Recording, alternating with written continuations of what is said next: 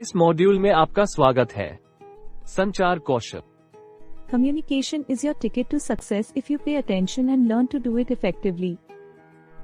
आइए तरुण और इशिता से थोड़ी मदद लेकर हम इस मॉड्यूल के पहलुओं को समझने की कोशिश करें। हाय तरुण। हेलो इशिता, मैं आपसे मिलने के बारे में सोच ही रहा था। ऐसा मैंने देखा है कि हालांकि मैं हमेशा अपने सहकर्मियों के साथ अच्छे कार्य संबंध बनाए रखने की कोशिश करता हूं, पर पता नहीं क्यों हो नहीं पाता है। क्या आप ये समझने में मेरी मदद कर सकते हैं कि ऐसा क्या है जो मैं सही से नहीं कर रहा हूं और अपने पेशेवर अनुभव को बेहतर करने के लिए मुझे क्या क्या करना चाहिए? अरे कोई बात नहीं तरुण, हम सबके साथ ऐसा होता है। तुम्हें बस अपने कम्युनिकेशन स्किल्स या संचार कौशल पर काम करना पड़ेगा। चलो सबसे पहले ये समझने की कोशिश करते हैं कि कम्युनिकेशन या संचार का क्या अर्थ है। कम्युनिकेशन या संचार लैटिन शब्द कम्युनिकेयर से उत्पन्न हुआ है, जिसका अर्थ है साझा करना। इसका अर्थ है सूचना का आदान प्रदान। ये आदान प्रदान लिखित या मौखिक हो सकता है। आइए पहले देखते हैं कि हमें संचार की आवश्यकता क्यों है। ये तो हम सभी जानते हैं कि संचार हमारे जीवन में बहुत महत्वपूर्ण भूमिका निभाता है। इस संचार के माध्यम से ही हम मजबूत रिश्ते बना सकते हैं, अपनी भावनाओं को साझा या व्यक्त कर सकते हैं और दूसरों के साथ जुड़ सकते हैं। तो संचार के आवश्यक अंश क्या हैं? 1. प्रेरक या सेंडर। प्रेरक वो व्यक्ति होता है जो संदेश भेजता है। उदाहरण के लिए, अगर वरुण रश्मि से उसके काम के प्रदर्शन के बारे में बात कर रहा है, तो वरुण यहाँ प्रेरक या सेंडर है। 2. विचार या आइडियाज। विचार ऐसा एक संदेश है जिसे हम भेजना चाहते हैं।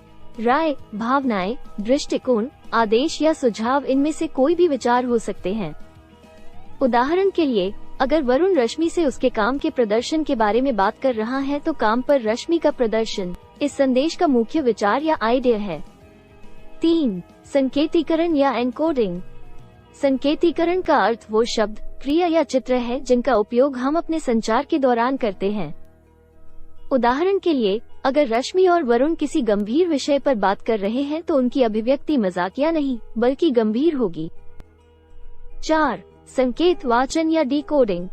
जो व्यक्ति प्रेरक से संदेश या प्रतीक प्राप्त करता है, वो संदेश को इस तरह से परिवर्तित करने की कोशिश करता है ताकि वो उसका अर्थ उस तरह से प्राप्त कर सके जैसा कि माना जाता है।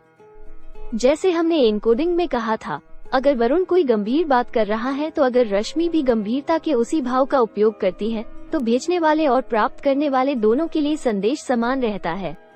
इसका मतलब होगा कि इस संदेश के संकेत को सही ढंग से वाचन या डिकोड किया गया है। 5.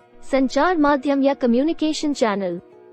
संचार माध्यम एक ऐसा माध्यम है जिसके जरिए हम बातचीत करते हैं।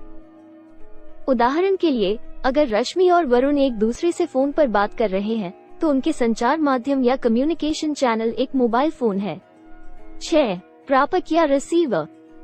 प्रापक या प्राप्तकर्ता वो व्यक्ति होता है जो संदेश प्राप्त करता है या जिसके लिए संदेश अभिप्रेत है। उदाहरण के लिए, अगर वरुण रश्मि से बात कर रहा है, तो रश्मि प्रापक या रिसीवर है। 7. प्रतिक्रिया या फीडबैक। प्रतिक्रिया ये सुनिश्चित करने की प्रक्रिया है कि प्राप्तकर्ता ने संदेश प्राप्त कर लिया है और उसे समझ लिया है। उदाहरण के लिए, अगर वरुण रश्मि से उसके काम के प्रदर्शन के बारे में बात कर रहा है, तो वरुण को रश्मि से पूछ के ये सुनिश्चित करने की आवश्यकता होगी कि वो वरुण के विचारों को सही तरीके से समझ पाई है या नहीं। वाह, और हम बस यही सोचते रहते हैं कि इंग्लिश में बात करने या बहुत ज्यादा बात करने से हमें अपने साथियों और अन्य लोगों के साथ संवाद करने में मदद मिल सकती है, लेकिन इसमें और भी कितना कुछ है। सिर्फ तुम नहीं, ऐसा बहुत लोग सोचते हैं। तुम्हें बस अपने संचार कौशल को थोड़ा और सुधारना पड़ेगा। चलो संचार को प्रभावित करने वाले विभिन्न कारकों पर नजर डालते हैं। सांस्कृतिक विविधता। यदि आप अलग अलग संस्कृति के लोगों के साथ काम करते हैं जो अलग अलग भाषा बोलते हैं, तो आपके प्रभावी ढंग से संवाद करने की संभावना पर असर पड़ता है। 1. संदेश की गलतफहमी। जब लोग एक ही शब्द के अलग अलग अर्थ निकालते हैं, तो व्यवसाय के संचार में देरी हो सकती है। उदाहरण के लिए, हो सकता है कि आप कैशे या मेमोरी के बारे में बात कर रहे हो, लेकिन आपको सुनने वाला व्यक्ति उसे कैश समझ सकता है। 2. प्रेरक और प्रापक के बीच श्रेणी या पद में अंतर। अलग अलग श्रेणी या पद के दो लोगों के बीच हो रही बातचीत संचार को प्रभावित कर सकता है।